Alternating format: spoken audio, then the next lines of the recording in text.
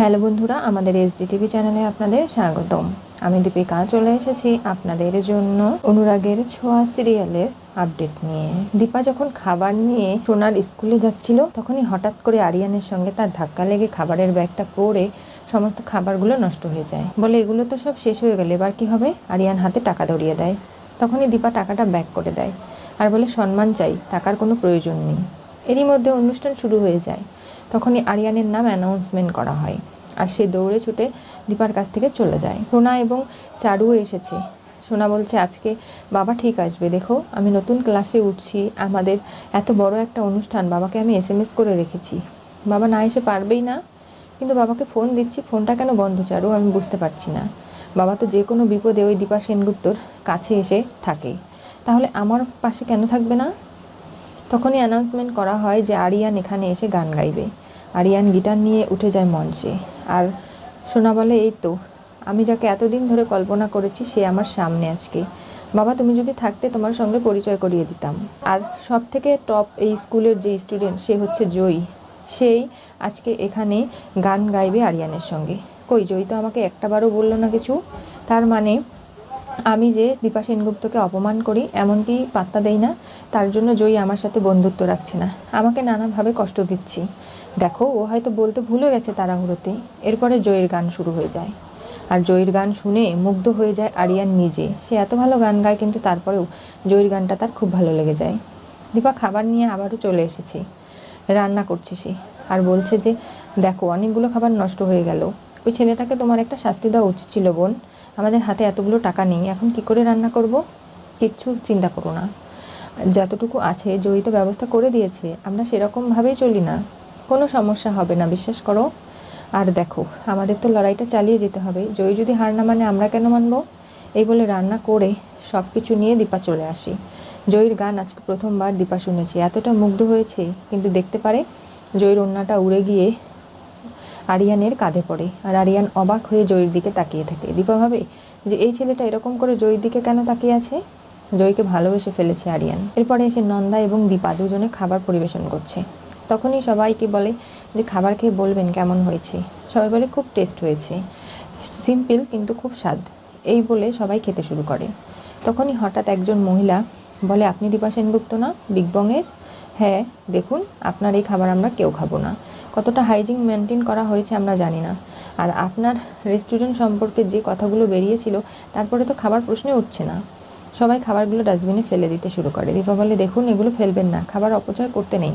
কেউ কোনো কথা শোনে না।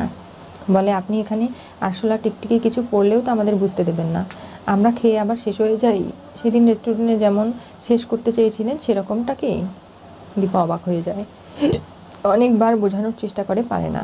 চারু দেখেছে যে দীপা এখানে এসেছে, ভাবে যে এসেস তুমি কোথায়, এখন অলিকে শুধুমাত্র তুমি সামলাতে পারবে, তাছাড়া কেউ নয়। দীপা এখানে যদি একবার মুখোমুখি হয় কী যে ঘটবে আমি জানি না। এই ভাবতে না ভাবতে সোনা তার মাকে দেখে সবাইকে ধাক্কা দিয়ে সরিয়ে তার মায়ের সামনে এসে দাঁড়ায়। বলে তুমি এখানে কেন এসেছো? দেখ সোনা, আমি তোকে বিরক্ত করতে আসিনি, আমি এখানে এসেছি খাবার পরিবেশন করতে। তোমার যে রেপুটেশন তুমি জানো না, তোমার রান্না করা খাবার কেউ খাবে না, তাহলে এখানে কেন এসেছো? তখনই আশেপাশের লোকজন বলতে শুরু করে এটা কে? তাহলে অলির মা দীপা সেনগুপ্ত, আর সূর্য সেনগুপ্ত ডাক্তার ওয়াইফ হচ্ছে দীপা সেনগুপ্ত, তাহলে এই চারুকে? সেটাই তো বুঝতে পারলাম না। দেখলে তুমি এখানে এসে সবার মধ্যে একটা মনোবল তৈরি করে দিলে। তুমি জানো মানুষের কাছ থেকে কি করে সিম্পিতে আদায় করতে হয়। আমি যে কতটা খারাপ মা হিসাবে তোমাকে সম্মান করি না, চারুর সঙ্গে কী সম্পর্ক সেগুলো নিয়ে প্রশ্ন তুললে সকলের মনে, তাই তো? দেখ শোনা, তুই আমাকে কেন ভুল বুঝছিস? তোর জন্মদিন কালকে, তুই এরকম করে নিজের শরীরটা খারাপ করিস না মা, তুই শান্ত হ না। আমি শান্ত হব না, তোমার জন্য আমার বাবা আমাকে ছেড়ে চলে গেছে, এমনকি তোমার জন্য আজকে বাবা এখানে আসলো না পর্যন্ত। আমি কোনোভাবেই শান্ত হতে পারছি না। কালকে যদি বাবা আমার জন্মদিনে না থাকে আমি কিন্তু পুরো পৃথিবী ওলটপালট করে দেব, কারো কোনো কথা আমি শুনবো না, বললাম তোমাকে। আর দেখো যা কিছু হচ্ছে সেগুলো কিন্তু আমি মেনে নেব না, বুঝতে পেরেছো? চলে যাও তুমি আমার চোখের সামনে থেকে। কেন এখনও দাঁড়িয়ে আছো? তখনই জয়ী এসে বলে তুমি আমার মাকে চলে যেতে বলার কে বলো তো শোনা? কারণ আমার মা এখানে এসেছে আমার কারণে, এটা আমারও স্কুল, তুমি কাউকে চলে যেতে বলতে পারো না। ওই যে চলে এলেন মা মা করতে করতে। কী ব্যাপার কি তোমার জয়ী?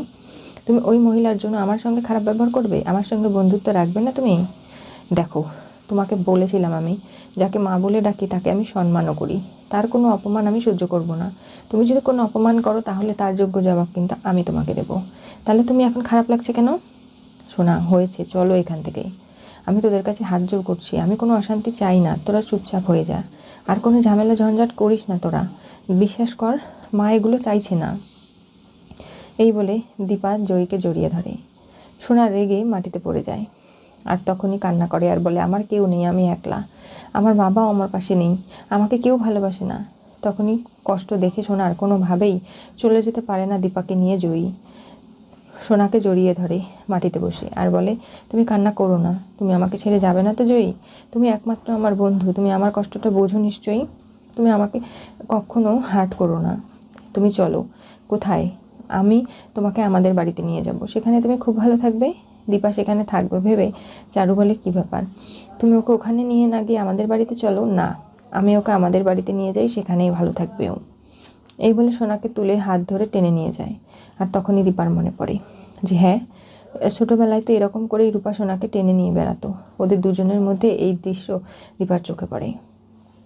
সূর্য ওটি করছে, ফোন বন্ধ রয়েছে, কিন্তু ফোনটা খুলতে এসে ভুলে গেছে। আর এদিকে নানাভাবে সূর্য বিপদে পড়ে। এমন একটা জায়গায় গিয়ে পৌঁছেছে যেখানে গাড়ি ঘোড়া কিছুই নেই। সে সেখান থেকে মুম্বাই শহরে কি করে ফিরবে সেটাও জানে না। চিৎকার করছে, কেউ আছে, কেউ আছে হেল্প করার মতো, কিন্তু কেউ এগিয়ে আসে না হেল্প করতে। সূর্য ভাবে, এবার আমি কি করব? দীপার কথা মনে পড়ে। সাক্ষ্য যেভাবে অপমান করেছিল দীপাকে, সেখান থেকে সূর্য বলেছিল, আমি তোমার পাশে থেকে তোমাকে হেল্প করব, কিন্তু এদিকে চলে আসায় কিছুই করতে পারেনি। এমনকি সোনা খেপে গিয়েছিল, বলেছিল, আমার বাবা ওই মহিলার জন্য আমার কাছ থেকে দূরে চলে যাচ্ছে, সেগুলো আমি কখনো মেনে নেব না। এমনকি সূর্যকে বারবার অপমান করেছিল দীপার কারণে। আর এমন একটা অবস্থা তৈরি হয়েছে যেখানে কোনোভাবেই সূর্য ওখান থেকে ফিরে আসতে পারছে না। তার মেয়ের মুখটা তার বারবার মনে পড়ছে। কোনোভাবেই সোনার কাছে ফিরে যেতে না পারায় সূর্যর যে কষ্টটা আকুতিতা হচ্ছে সেটা কোনোভাবেই কাউকে বোঝাতে পারছে না। আর এরপরেই সূর্য ভাবে যে সে এখন কি করবে, কেউ তো তাকে হেল্প করার নেই। এগুলো নিয়ে নানাভাবে তার মনে অনেক প্রশ্ন। সে ছটপট করছে কতক্ষণে বাড়ি ফিরে আসবে। জয়ী সোনাকে এনে তার সইকে বলে যে, আমি আমার বন্ধুকে এনেছি, আজকেও আমাদের বাড়িতে থাকবে, কোনো অসুবিধে নেই। চারুকেও আসতে দেখতে পায়, বলে, তুমি এখানে?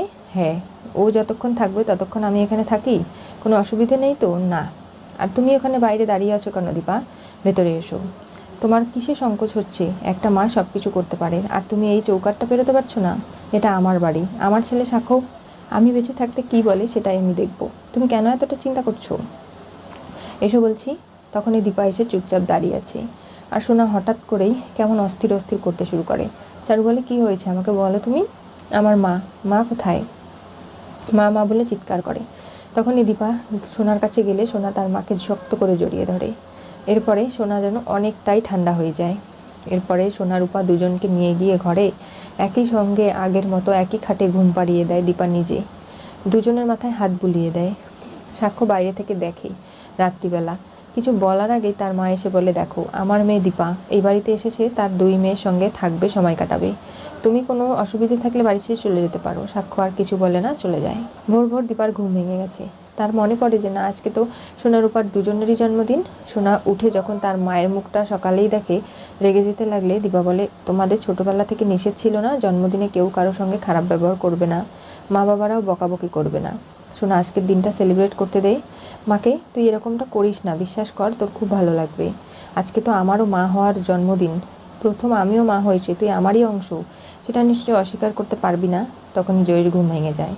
বলে, মা আমি কি তোমাদের সঙ্গে মন্দিরে যেতে পারি? এটা কোনো বলার কথা হলো জয়ী, তুমি তো আমাদের সঙ্গেই যাবে, চলো। এই বলে দুজনকে নিয়ে তৈরি হয়ে দীপা মন্দিরে চলে আসে। সেখানে মাসিমাকেও আসতে বলেছে। সইয়ের কাছে দুজনকে রেখে দীপা ডালা আনতে যায়। রূপা ভাবে, আজকে তো আমারও জন্মদিন, কিন্তু মার হয়তো মনে নেই, কিন্তু মায়ের সঙ্গে থাকলে তার স্পর্শ তো পাবো। কিন্তু দীপা ডালা কিনতে গিয়ে বলে, 2টো ডালা দিন, আমার 2 মেয়ের নামেই পুজো দেবো। আমার রূপামা যেখানেই থাকুক সে যেন ভালো থাকে, তার দীর্ঘায়ু হয়, সেজন্য আমাকে প্রার্থনা করতে হবে, আজকে তো ওরও জন্মদিন। রূপার চোখ দিয়ে জল পড়ে। আর ভাবে মা কিচ্ছু ভোলেনি, সব কিছু মনে রেখেছে, যার জন্য আমার জন্মদিন সেলিব্রেট করবে মা। এই প্রথম রূপার জন্মদিন কেউ ভোলেনি, মনে রেখে দিয়েছে। আমি তো ভেবেছিলাম রূপা একদিন ভুলে যাবে, কিন্তু না, আমার মা কখনো ভুলতে দেবে না, সেটা আমি বেশ ভালো বুঝতে পারলাম। কি হতে চলেছে অনুরাগের ছোঁয়া সিরিয়ালের পরবর্তী টুইস্টে? দীপা সোনা রূপাকে নিয়ে জন্মদিন পালন করতে মন্দিরে আসলো। সূর্য একলা ঘোর বিপদে পড়লো। আজকে সূর্য রাগের বশে যেভাবে সোনা এবং দীপাকে ছেড়ে চলে গেছে, সেখানে গিয়ে একটা এমন বিপদে পড়েছে যেখান থেকে সে বেরোতে পারছে না। আর রাগের মাথায় নেওয়া কোনো সিদ্ধান্ত কখনো সঠিক যে হয় না, সেটা সূর্য বারবার জেনেও এমন একটা কাজ করলো। এদিকে সোনা রূপার দুজনেরই জন্মদিন একসাথে সেলিব্রেট হবে, আর সেটা ভেবেই রূপার মন খুব আনন্দিত যে তার এত বছর পরে মা বোন একসাথে, এই জীবনটা তো অন্যরকম হতে পারতো, তাদের মিলমিশ থাকতে পারতো, তারা একে অপরের সঙ্গে সম্পর্ক কি সেটা জানিয়ে চলতে পারতো, কিন্তু সেগুলো কেন হলো না, তাই নিয়ে রূপার মনে অনেক কষ্ট।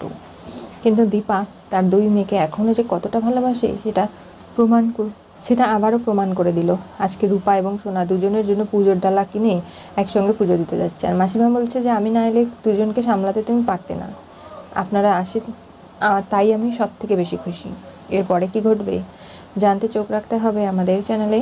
পাশে থাকা বেল আইকনটি অবশ্যই করে ক্লিক করুন।